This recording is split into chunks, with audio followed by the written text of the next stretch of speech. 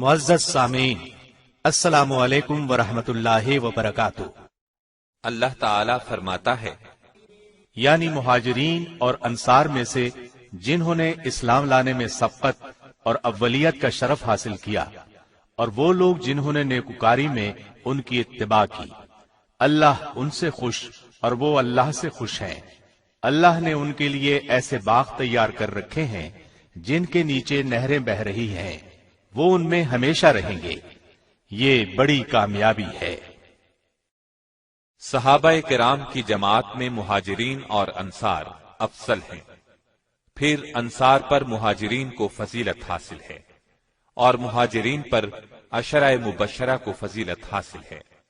نبی اکرم صلی اللہ علیہ وسلم کا ارشاد ہے، ابو بکر جنت میں ہیں، عمر جنت میں ہیں، عثمان جنت میں ہیں، علی جنت میں ہیں، طلحہ جنت میں ہیں، زبیر جنت میں ہیں، عبد الرحمن بن عوف جنت میں ہیں، سعد بن ابی وقاص جنت میں ہیں، ابو عبیدہ بن جراح جنت میں ہیں، سعید بن زید جنت میں ہیں۔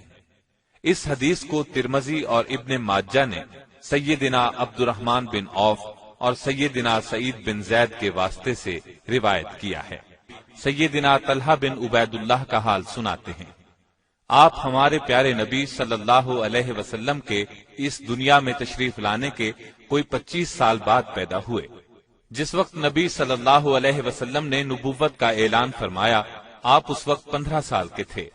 اس طرح وہ 596 عیسوی میں پیدا ہوئے۔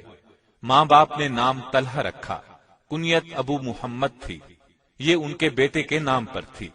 آپ کا تعلق قریش کی شاخ بنو تیم سے تھا، یہ شاخ عزت اور مرتبے میں کسی سے کم نہیں تھی۔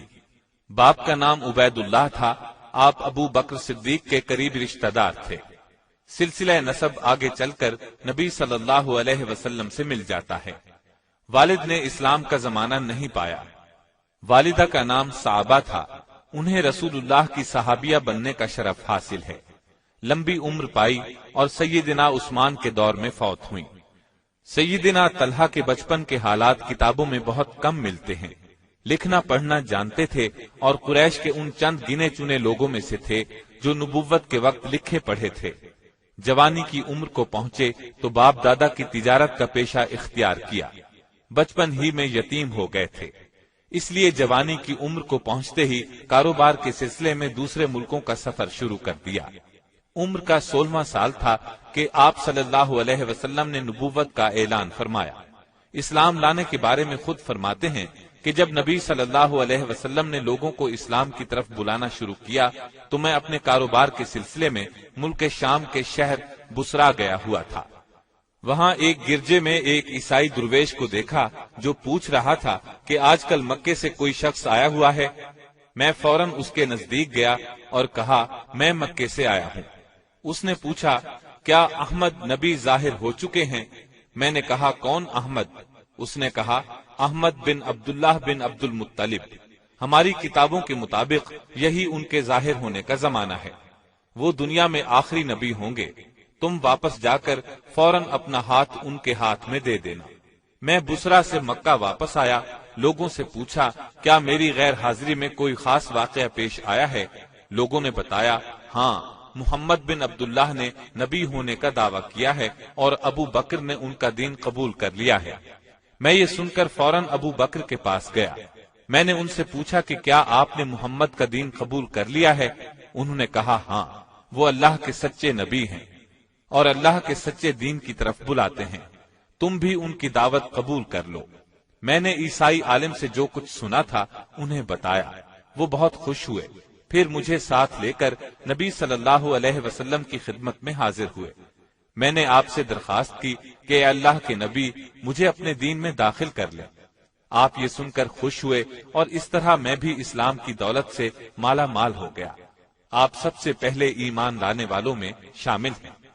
طلحہ بن عبید اللہ کے چچا اور بڑے بھائی عثمان بن عبید اللہ کو جب یہ معلوم ہوا تو ان کو سخت غصہ آیا۔ انہوں نے ابو بکر اور طلحہ دونوں کو ایک ہی رسی سے باندھ کر بہت مارا پیٹا۔ دونوں نے یہ مار صبر اور حوصلے سے برداشت کی۔ قریش کا ایک سردار نوفل بن خویلد تھا، یہ شخص بھی مسلمانوں کا سخت دشمن تھا.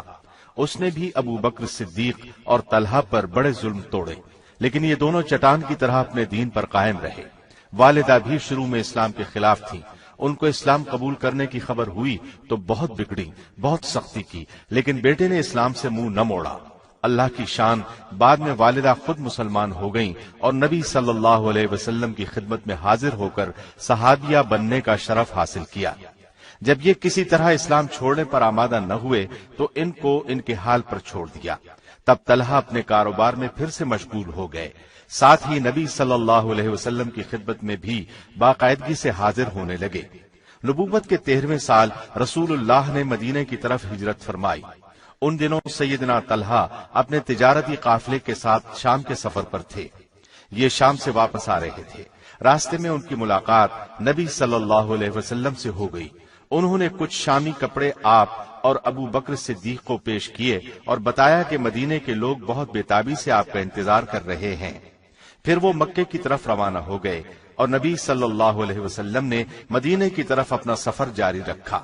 سیدنا طلحہ نے چند دنوں کے اندر اندر اپنے کاروبار کو سمیٹا اور پھر مدینے کی طرف روانہ ہوئے. والدہ نے بھی آپ کے ساتھ ہجرت کی. مدینے میں آپ سعد بن زرارہ انصاری کے مہمان بنے. بھائی چارے کے وقت نبی صلی اللہ علیہ وسلم نے سیدنا طلحہ بن عبید اللہ کو کعب بن مالک کا بھائی بنایا. بدر کا مارکا پیش آیا تو آپ نے طلحہ بن عبید اللہ اور سعید بن زید کو کافروں کی خبر لینے کے لیے شام بھیجا. جب یہ واپس آئے تو بدر کی لڑائی ختم ہو چکی تھی. آپ دونوں کو لڑائی میں شریک سمجھا گیا، اس لیے کہ انہیں کافروں کی خبریں لانے کے لیے بھیجا گیا تھا اور یہ کام بھی لڑائی ہی کا ایک حصہ تھا. لہذا مال غنیمت میں سے انہیں بھی ایک حصہ دیا اور یہ بھی فرمایا کہ تم جہاد کے ثواب سے محروم نہیں رہو گے. احد کی لڑائی میں بھی آپ شریک تھے. جس وقت رسول اللہ صلی اللہ علیہ وسلم کی ہدایت پر عمل نہ کرنے کی وجہ سے مسلمانوں کے پاؤں اکھڑے تو اس وقت جن صحابہ نے آپ کی حفاظت کے لیے خود کو ڈھال بنایا ان میں سیدنا طلحہ بھی تھے. کافر بار بار آپ کو شہید کرنے کے ارادے سے آپ کی طرف بڑھتے، لیکن آپ کے جانثار سر دھڑ کی بازی لگا کر انہیں پیچھے دھکیل دیتے. کئی موقعوں پر آپ نے فرمایا کوئی ہے جو انہیں روکے. ہر موقع پر سیدنا طلحہ بن عبید اللہ نے آگے بڑھ کر عرض کیا، اے اللہ کے رسول میں حاضر ہوں. آپ نے دوسرے جانثاروں کے ساتھ کافروں کو قریب نہ آنے دیا. ایک موقع ایسا آیا کہ دوسرے جانثار کافروں کے گھیرے میں آ گئے. اب صرف طلحہ بن عبید اللہ ہی نبی کے قریب رہ گئے. آپ صلی اللہ علیہ وسلم کو خطرے میں دیکھ کر آپ دائیں بائیں آگے پیچھے سے آنے والے تیروں، نیزوں اور پتھروں کے وار اپنے جسم پر روکنے لگے. اپنے خون میں نہا گئے. جسم زخموں سے چھلنی ہو گیا، لیکن رسول اللہ صلی اللہ علیہ وسلم پر اپنی جان قربان کرنے کی تڑپ نے ان میں ایسی طاقت بھر دی کہ وہ برابر ڈٹے رہے اور تلوار چلاتے رہے. غرض بہت دیر تک اسی طرح آپ صلی اللہ علیہ وسلم کی حفاظت کا فرض ادا کرتے رہے، یہاں تک کہ دوسرے صحابہ لوٹ آئے جن کے پاؤں اکھڑ گئے تھے. اب سب نے مل کر کافروں کو پیچھے دھکیل دیا. ادھر دوسرے مسلمانوں کو بھی پتہ چل گیا کہ آپ کی شہادت کی خبر غلط تھی، چنانچہ وہ بھی پھر سے جمع ہو کر لڑنے لگے. اس طرح کافر میدان چھوڑ کر بھاگ نکلے. نبی صلی اللہ علیہ وسلم زخمی بھی ہوئے تھے، اس لیے سیدنا طلحہ نے اپنے زخموں کی پرواہ کیے بغیر آپ صلی اللہ علیہ وسلم کو اپنی کمر پر سوار کر کے پہاڑ کی چوٹی پر پہنچایا. اس موقع پر آپ نے فرمایا، طلحہ بن عبید اللہ نے جنت واجب کر لی. کافروں کے بھاگنے کے بعد سیدنا ابو بکر صدیق نے طلحہ کے جسم پر زخموں کو گنا. آپ کو تیر، تلوار اور نیزے کے 70 زخم آئے تھے. ایک ہاتھ پر ایسا زخم بھی آیا جس کا اثر ساری زندگی رہا. یہ بھی کہا جاتا ہے کہ ان کا پورا ہاتھ ہمیشہ کے لیے شل ہو گیا، اور یہ بھی کہا گیا کہ 2 انگلیاں ہمیشہ کے لیے بیکار ہو گئی تھیں. آپ جب نبی صلی اللہ علیہ وسلم کی حفاظت کے لیے زخم پر زخم کھا رہے تھے تو آپ نے ان کے بارے میں یہ الفاظ بھی ارشاد فرمائے، یہ طلحہ نہیں خیر ہے، یعنی طلحہ نیکی اور بھلائی کا نمونہ ہے. ابو بکر فرمایا کرتے تھے، احد کا دن سچ پوچھو تو طلحہ کا دن تھا. عمر فاروق انہیں دیکھ کر فرمایا کرتے تھے، اے طلحہ، اے احد والے، اے صاحب احد، اے احد کے مرد میدان. احد کی لڑائی کے بعد بھی جو لڑائیاں ہوئیں ان سب میں بھی سیدنا طلحہ رسول اللہ کے ساتھ رہے۔ ہجرت کے 6 سال جب بیعت رضوان ہوئی تو اس وقت بھی سیدنا طلحہ موجود تھے۔ اس کے بعد آپ نے خیبر کی لڑائیوں میں بھی برابر حصہ لیا۔ فتح مکہ کے موقع پر بھی آپ کے ساتھ تھے۔ حنین کی لڑائی میں بھی آپ 12,000 مجاہدین کے ساتھ روانہ ہوئے، ان میں طلحہ بھی تھے۔ اس لڑائی کے شروع میں بھی مسلمانوں کے پاؤں اکھڑ گئے تھے۔ ایسے نازک وقت میں سیدنا عباس نے مسلمانوں کو اس طرح آواز دی، اے انصار کی جماعت، اے وہ لوگوں جنہوں نے درخت کے نیچے اسلام کی خاطر جانیں قربان کرنے کی بیعت کی۔ اس آواز کا کانوں میں پڑنا تھا کہ مسلمان پلٹ پڑے اور نہایت بہادری سے لڑ کر دشمن کو شکست دی۔ تبوک کی مہم کے لیے سیدنا طلحہ نے آپ کی خدمت میں ایک بڑی رقم پیش کی۔ اس رقم کو دیکھ کر آپ نے انہیں فیاض کا لقب عطا فرمایا۔ تبوک کے سفر میں بھی سیدنا طلحہ آپ کے ساتھ تھے۔ ہجرت کے 10ویں سال نبی صلی اللہ علیہ وسلم حج کے لیے مکہ تشریف لے گئے۔ 1 لاکھ سے زائد مسلمان ساتھ تھے، ان میں سیدنا طلحہ بھی شریک تھے۔ جس وقت آپ نے حج کا احرام باندھا اس وقت آپ اور طلحہ کے سوا کسی کے پاس قربانی کے جانور نہیں تھے۔ حجۃ الوداع کے بعد نبی صلی اللہ علیہ وسلم نے ہجرت کے 11ویں سال وفات پائی۔ آپ کے لیے یہ زندگی کا سب سے بڑا صدمہ تھا۔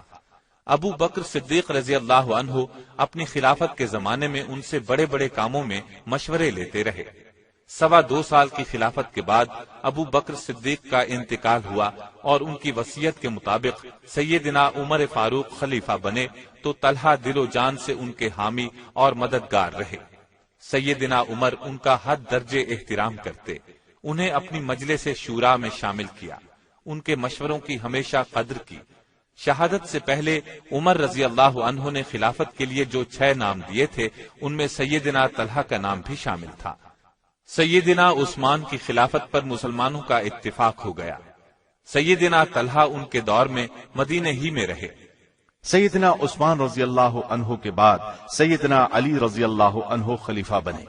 مدینے کے مسلمانوں نے ان کے ہاتھ پر بیعت کر لی۔ سیدنا طلحہ نے بھی بیعت کی، لیکن جب انہوں نے دیکھا کہ جن لوگوں نے سیدنا عثمان کے خلاف بغاوت کی تھی ان میں سے بھی اکثر نے سیدنا علی سے بیعت کر لی ہے اور ان کے لشکر میں شامل ہو گئے ہیں، تو وہ سیدنا زبیر اور دوسرے کچھ صحابہ کو لے کر سیدنا علی رضی اللہ عنہ سے ملے۔ ان سے درخواست کی کہ قاتلوں کو پکڑ کر شریعت کے مطابق سزا دی جائے، کیونکہ ہم نے اس شرط پر آپ سے بیعت کی تھی کہ آپ مجرموں کو سزا دیں گے۔ سیدنا علی نے یہ سن کر فرمایا، عثمان کے گھر کا محاصرہ کرنے والوں کی تعداد ہزاروں میں ہے، موجودہ حالات میں ان سے قاتلوں کا پتہ چلانا مشکل ہے، ذرا امن ہو لے پھر تحقیق کر کے قاتلوں کو پکڑا جائے گا۔ ان کا جواب سن کر سیدنا طلحہ اور زبیر مکہ تشریف لے گئے۔ سیدہ عائشہ حج کے سلسلے میں مکہ میں موجود تھیں، سارے حالات انہیں بتائے۔ ان حضرات نے انہیں بتایا کہ مدینے کے لوگ بہت پریشان ہیں، وہ نہ اپنی حفاظت کر سکتے ہیں، نہ سیدنا عثمان کے خون کا بدلہ لے سکتے ہیں، اور علی باغیوں میں گھر کر رہ گئے ہیں۔ اس طرح سیدہ عائشہ رضی اللہ عنہا نے ان دونوں بزرگوں سے مشورہ کیا، حالات کو سدھارنے کے لیے بصرہ کی طرف روانہ ہوئیں، کیونکہ وہاں سیدنا طلحہ کے حامی بہت زیادہ تھے۔ راستے میں بہت سے لوگ ان کے ساتھ شامل ہوتے چلے گئے۔ ادھر سیدنا علی رضی اللہ عنہ کو لشکر کی آمد کی اطلاع ملی، وہ اپنے لشکر کے ساتھ آگے بڑھے۔ دونوں فوجیں بصرہ کے مقام پر ایک دوسرے کے آمنے سامنے آ گئیں۔ صلح کی بات چیت کی بہت کوشش کی گئی۔ سیدہ عائشہ کی طرف سے عثمان کا بدلہ لینے کا مطالبہ کیا گیا۔ سیدنا علی رضی اللہ عنہ نے اپنی مجبوریاں بیان کی۔ قریب تھا کہ صلح ہو جاتی، لیکن علی رضی اللہ عنہ کے لشکر میں موجود باغیوں نے جنگ چھیڑ دی۔ اب دونوں طرف سے جنگ شروع ہو گئی، دونوں طرف سے بہت سے مسلمان شہید ہو گئے۔ آخر سیدہ عائشہ رضی اللہ عنہا کے لشکر کو شکست ہوئی۔